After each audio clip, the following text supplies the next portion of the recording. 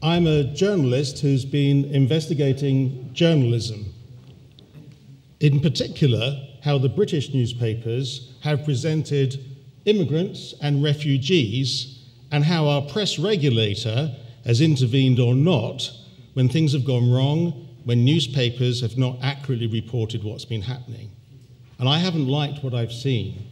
A daily deluge in some of our media that's spreading hatred towards migrants and refugees. And it should be said at the outset that the distinction between EU migrants, non-EU migrants, illegal migrants, asylum seekers, and refugees are not in these reports.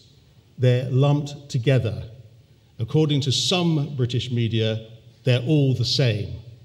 And in demonstrating this, I want to give some examples of some of the newspaper reports that I've been looking at lately. In particular, a report that led up to the lifting of work restrictions for Romanians and Bulgarians coming to Britain at the beginning of last year.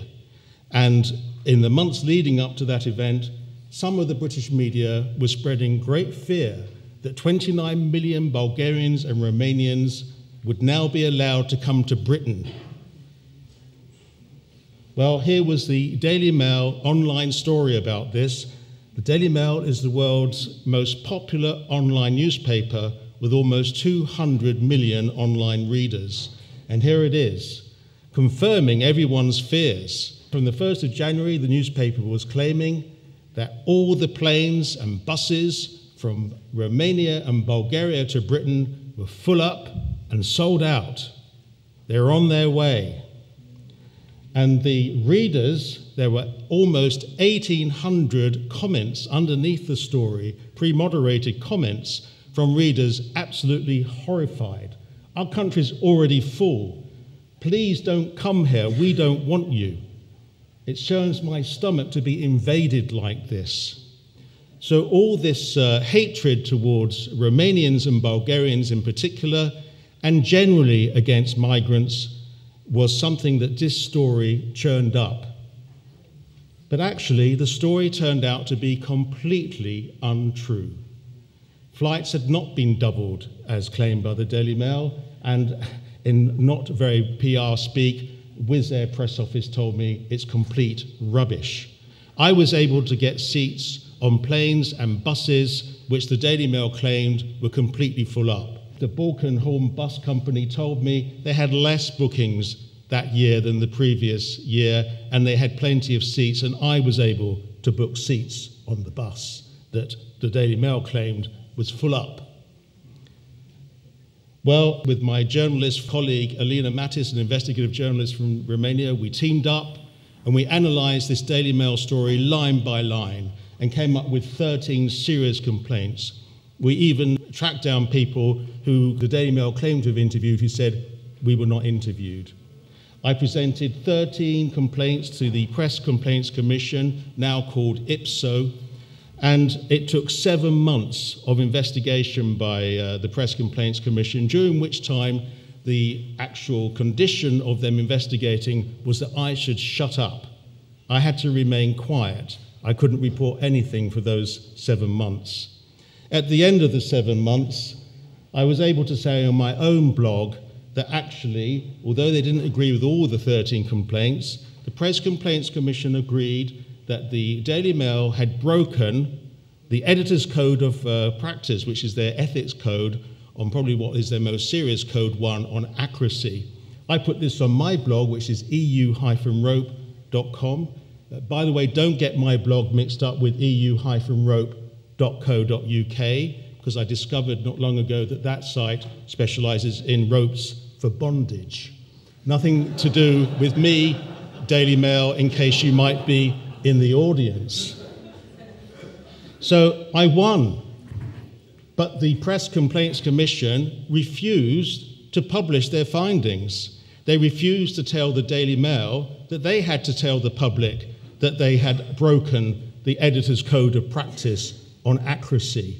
I'd spent 7 months being silent, and if I hadn't published the results of our own press regulators' deliberations on this, nobody would ever have known.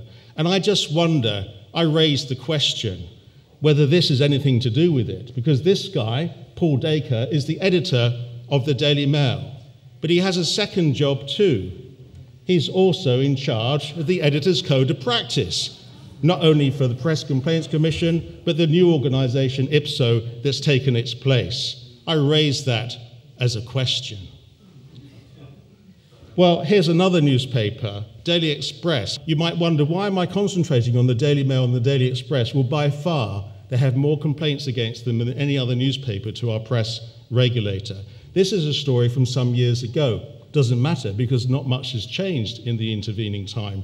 This is a typical Daily Express story against immigrants who are milking the system. And again, they don't distinguish immigrants, asylum seekers, refugees, illegal immigrants. According to this story, they're all the same. I analysed it and came up with multiple factual errors in this story. It was complete nonsense. And yet, based on this, a lot of xenophobia is raised.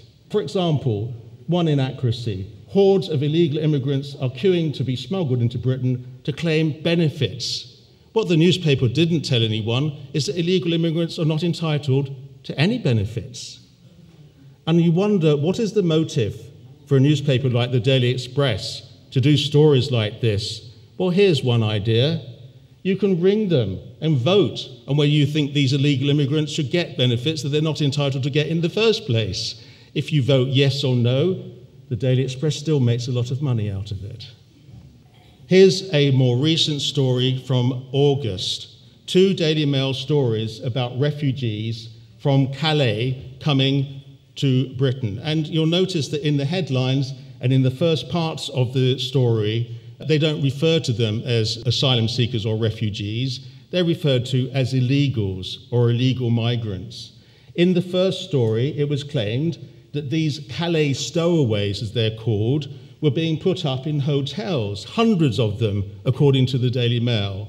In actual fact, the truth of the story was that 100 asylum seekers were put up in hotels temporarily, not for very long, and you can't really call them illegals. They were accepted as asylum seekers. In the second story, it said that 7 out of 10 Calais migrants were getting into the UK. That was also untrue, and I'm going to come on to that. Let's deal with the first story briefly first. This is how the Daily Mail want to present these asylum seekers. Heaven forbid they're being given food. And to just demonstrate the point, let's see a sandwich and some chips. That's the sort of food these asylum seekers are being given. How awful. Welcome to Soft Touch UK, where asylum seekers are going to get £5 a day subsistence to live on. Terrible. And what about the other story?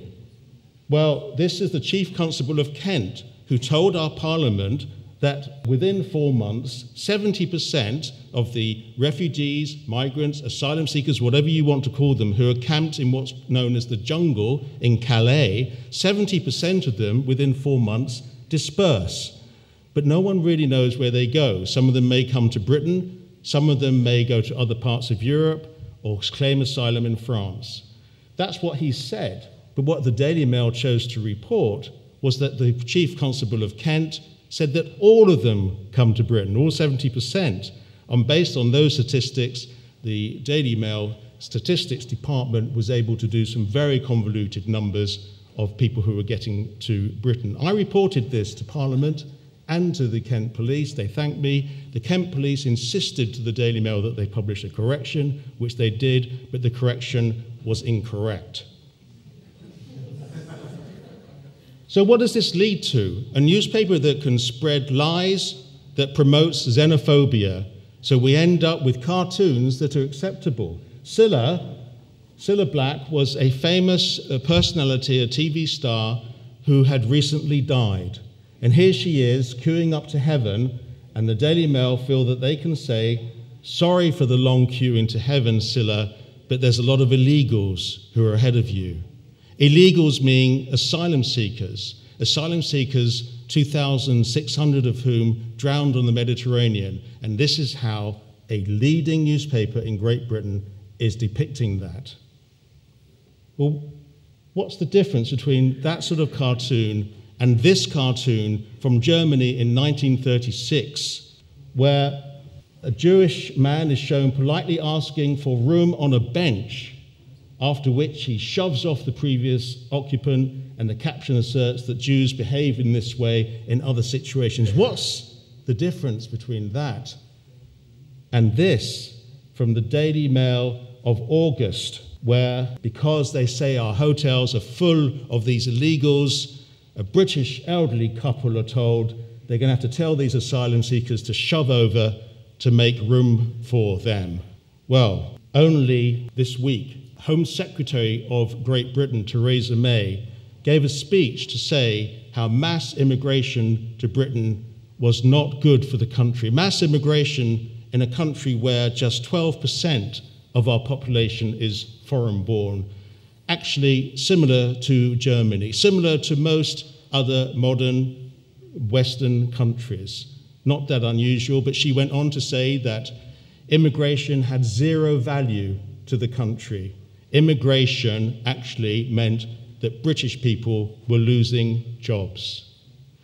Is it any wonder that because of that rhetoric from our government, a government, incidentally, who is also planning to scrap our Human Rights Act and talking about leaving the European Convention on Human Rights, is it any wonder if the government can play that sort of rhetoric, that we can have newspaper columnists, for instance, in The Sun, refer to migrants as cockroaches? And what she meant wasn't migrants, really. They're not using the right terminology. These are refugees and asylum seekers. Well, Genocide Watch is an organization that keeps an eye on these things, and they've said that there are actually 8 steps to genocide. And for my reckoning, we're probably on step number 3.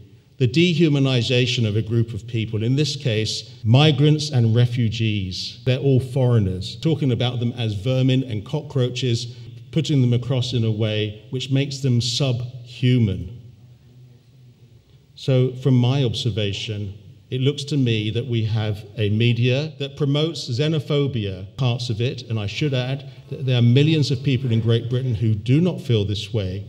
There are millions of people in Britain who actually are supportive of refugees. There are hundreds of thousands of businesses who hire immigrants and are very pleased that they're available to be hired. But in the backdrop of media and government, it seems to me that we may well be on step 3 on the 8 steps to genocide. And I really hope that I am wrong. Thank you. Thank you.